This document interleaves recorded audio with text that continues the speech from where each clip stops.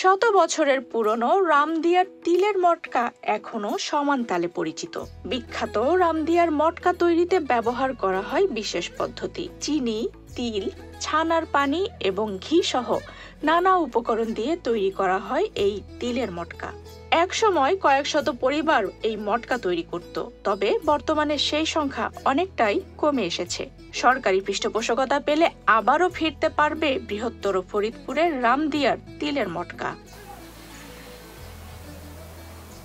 রাজবাড়ী জেলার এই রামদিয়া উপজেলার নামকরণ করা হয় তৎকালীন রামবাবুর বিখ্যাত তিলের মটকা খাজা থেকে। পরে সেটি রামদিয়ার মটকা বলেই বেশি পরিচিতি লাভ করে। জনশ্রুতি রয়েছে, রাজবাড়ীর রামপ্রসাদ নামে এক ব্যক্তির হাত ধরেই শত বছর আগে এই মটকা তৈরি হয়। রামদিয়ার মটকা আসলেই খুব সুস্বাদু এবং নাম করা।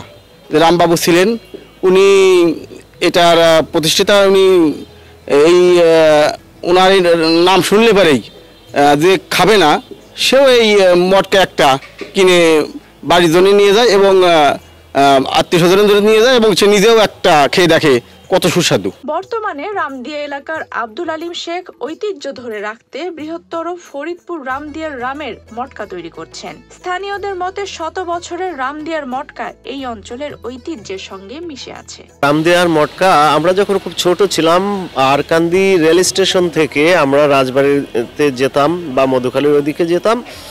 তো দীর্ঘদিন এই ট্রেনটা বন্ধ থাকার পরে পুনরায় চালু হয়েছে, কিন্তু আমি সেই অতীতে ফিরে যাচ্ছি।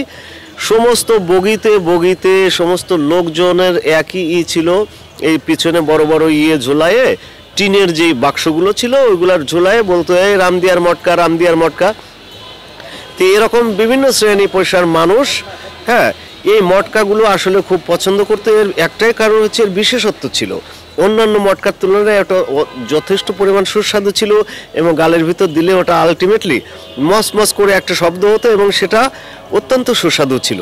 এটা নিঃসন্দেহে আমার মনে হয় বাংলাদেশের প্রসিদ্ধ একটা খাবার, আমাদের বালিয়াকান্দির রামদিয়ার মটকা। অত্যন্ত বিখ্যাত একটি মটকা। এটার প্রায় শত বছর আগের তৈরি এবং এর যে গুণগত মান এবং স্বাদ এটি কিন্তু এখনো সেভাবে রয়ে গিয়েছে।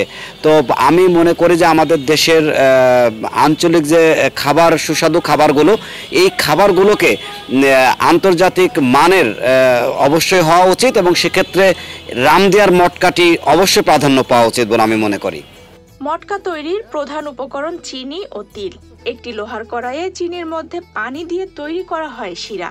নির্দিষ্ট তাপে আসার পর চুলা থেকে নামানো হয় সেই শিরা। হালকা ঠান্ডা হলে চিনির শিরা জমাট বেঁধে যায়। এরপর শিঙের মতো দোডালা গাছের সাথে হাতে টানা হয় জমাট বাঁধা চিনির শিরা। সেই শিরা বাদামি থেকে সাদা রঙে পরিণত হয়। কারিগর বিশেষ কায়দায় হাতের ভাঁজে ভাঁজে টানতে থাকে।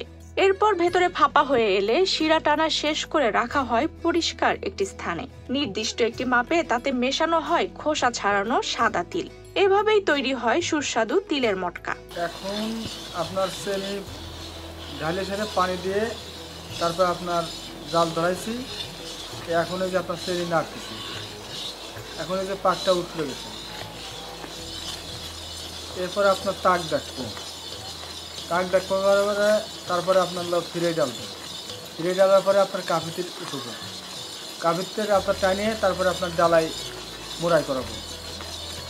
তারপর আপনার বুটি কাটিয়ে খোলাই তিল ভাজে গরম করে তারপরে আপনার মটকা তৈরি করবেন। রামদিয়ার এই মটকা খেতে খুবই সুস্বাদু। এই মটকার ঐতিহ্য রয়েছে। পণ্যটি জিআই স্বীকৃতি পাওয়ার যোগ্য বলে জানিয়েছেন বালিয়াকান্দি উপজেলার নির্বাহী অফিসার চৌধুরী মোস্তাফিজুর রহমান। জিআই স্বীকৃতি পেলে ভাগ্যের চাকা ঘুরতে পারে অসংখ্য উৎপাদকের। চাহিদা তৈরি হতে পারে দেশে বিদেশে। রামদিয়ার যে মটকা আছে এটা একটু ইউনিক একটা পণ্য। তো আমাদের অবশ্যই এই ধরনের পণ্য নিয়ে কাজ করার সুযোগ আছে। আমরা যেটা জিআই পণ্য যেটা বলি, জিওগ্রাফিক ইন্ডিকেটর যেটা, তো বর্তমানে আমি যতটুকু জানি যে 21টা বা 23টা পণ্য জিআই পণ্য হিসাবে স্বীকৃতি পেয়েছে বাংলাদেশের এবং প্রায় 80টা মতো পণ্য এখনো প্রক্রিয়াধীন আছে। তো আমরা বিষয়টা আপনাদের কাছে শুনলাম, আমরা সরেজমিনে যাব, যে মটকার যে বিষয়টা ওনার সাথে কথা বলবো এবং বিধি মোতাবেক ওনার যেই জিআই পণ্য হিসাবে ওনার মটকাটাকে প্রতিষ্ঠিত করার যে বা স্বীকৃতি পাওয়ার যে বিষয়টা আমরা এটা প্রয়োজনীয় ব্যবস্থা গ্রহণ করব।